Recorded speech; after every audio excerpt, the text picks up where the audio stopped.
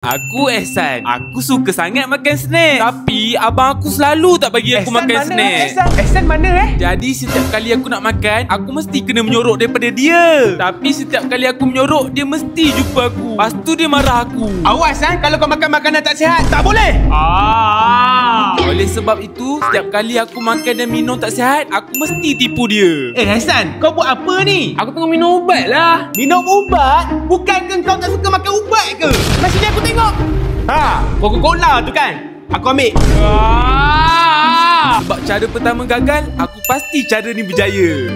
Aku sorok cekedis dalam betik ni. Mesti dia tak jumpa. Ehsan, Ehsan. Ehsan, kau buat apa tu? Aku tengah makan betik. Kenapa pelik je potongan betik ni? Ni aku tengok. Tu kan makanan tak sihat. Kan aku dah kata tak boleh makan makanan tak sihat. Tolonglah, aku teringin sangat nak makan cekedis. Boleh? Tapi yang tengok ni kena subscribe. Subscribe. Korang kena subscribe.